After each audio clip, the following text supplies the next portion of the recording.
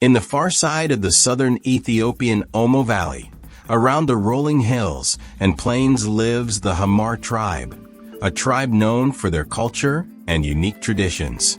Hidden beneath all these, a tradition that has puzzled and shocked outsiders for generations.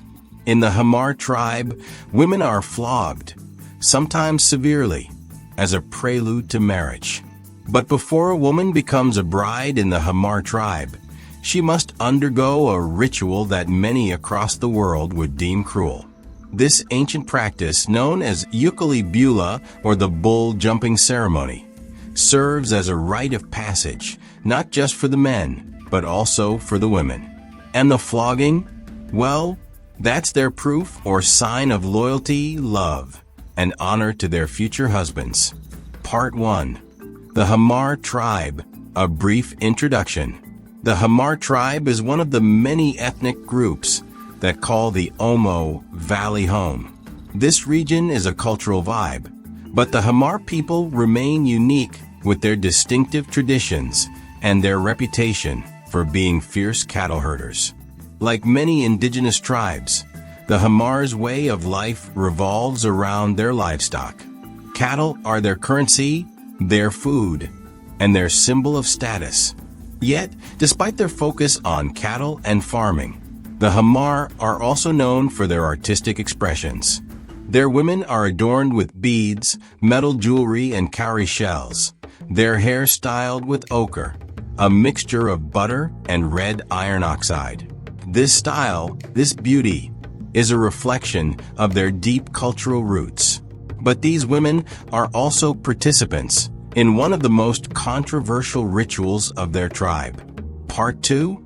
Yukali Bula, the bull jumping ceremony.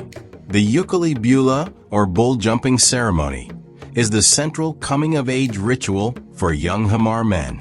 Before a man can marry, he must prove his worth by running across the backs of a line of bulls barefoot and unaided. If he succeeds, he is considered an adult eligible for marriage and the responsibilities that come with manhood. But this test of bravery isn't just a trial for the men. It's also a key moment for the women of the tribe, particularly the sisters, cousins, and close female relatives of the man preparing to jump.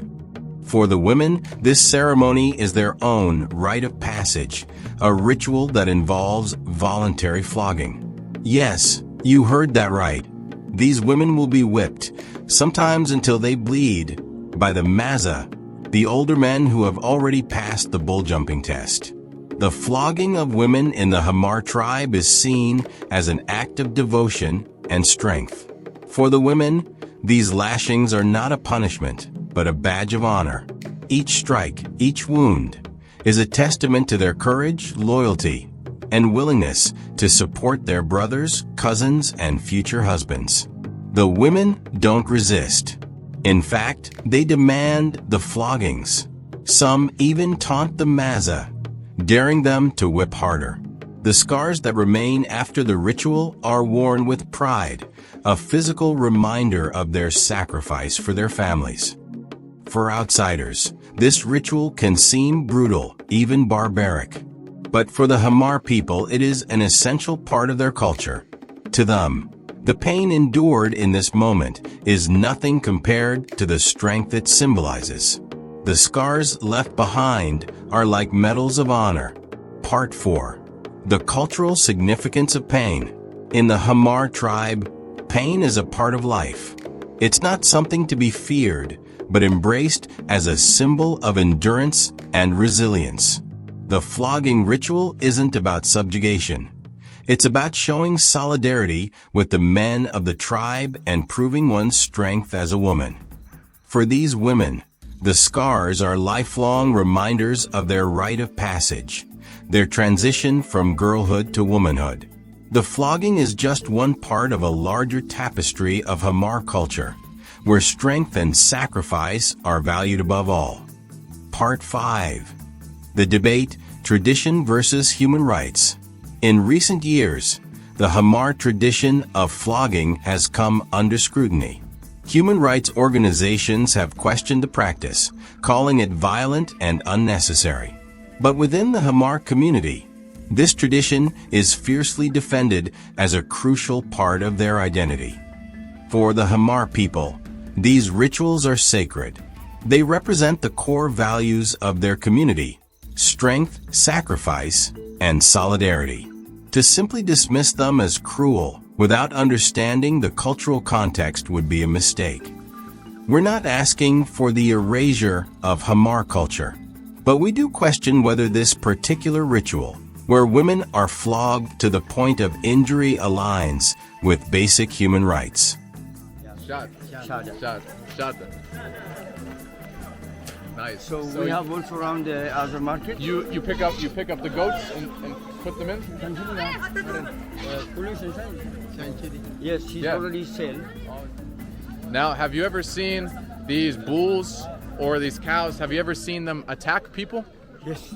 Yeah. Yeah. Sometimes bulls they are coming because they came from the bushland, you know. Yeah. And then when they are just coming to inside of town, they was terrible about watching the smell of the clothes and you know, the people washing here because he have a normally nomad life in the bush.